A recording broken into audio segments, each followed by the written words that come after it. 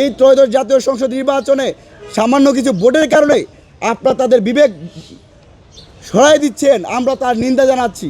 বিএনপির চেয়ারপারসনের উপদেষ্টা চাঁপাইনবাবগঞ্জ 3 আসনের এমপি পদপ্রার্থী হারুনুর রশিদ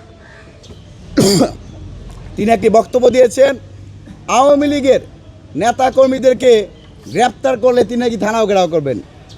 আমি পাশাপাশি আরও বিএনপি কিছু নেতাকর্মীদের বক্তব্য শুনতে পাচ্ছি এরকম। আমি হারুনুর রশিদ সহ সেই সকল নেতাকর্মীদের উদ্দেশ্যে বলতে চাই, এই যে আওয়ামী লীগ, এই আওয়ামী লীগের কারণে আপনাদের ভাষ্যমতো আগামী রাষ্ট্রনায়ক জনাব তারেক রহমান বাংলাদেশে থাকতে পারে নাই। এই আওয়ামী লীগের কারণে 2023 সালে 28 অক্টোবর পরবর্তী সময়ে আপনাদেরকে বন জঙ্গলে থাকতে হয়েছে। এই আওয়ামী লীগের কারণে 2024 সালের 5 আগস্ট পরবর্তীতে প্রায় 2000 অধিক মানুষকে হত্যা করা হয়েছে। এই আওয়ামী লীগের কারণে প্রায় 30,000 মানুষ পঙ্গুত্ব বরণ করেছে। সেই আওয়ামী লীগের প্রতি আপনাদের মায়া কান্না।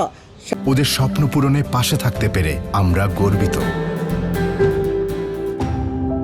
এই ত্রয়োদশ জাতীয় সংসদ নির্বাচনে সামান্য কিছু ভোটের কারণে আপনারা তাদের বিবেক সরাই দিচ্ছেন, আমরা তার নিন্দা জানাচ্ছি। আমরা মনে করে দিতে চাই, এই আওয়ামী লীগ সরকারের নির্যাতন নিপীড়নের বিরুদ্ধে যে 2024 সালের যে অভ্যুত্থান সংগঠিত হয়েছে, এই অভ্যুত্থান যদি না হতো তাহলে আমাদের সাবেক 3 বারের প্রধানমন্ত্রী আপসীর নেত্রী বেগম খালেদা জিয়া মুক্ত আকাশে থাকতে পারতো না।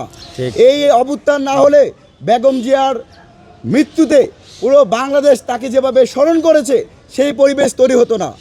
এই আওয়ামী লীগের পতন না হলে লন্ডনে নির্বাসিত 17 বছর যিনি বাংলাদেশে আসতে পারে নাই, সেই বিএনপির চেয়ারম্যান জনাব তারেক রহমান বাংলাদেশে এসে এখন রাজনীতি করতে পারতো না।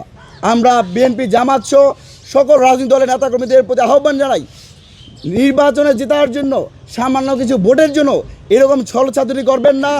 ছাত্র সমাজ কিন্তু আপনাদেরকে কোনোভাবেই মেনে নেবে না।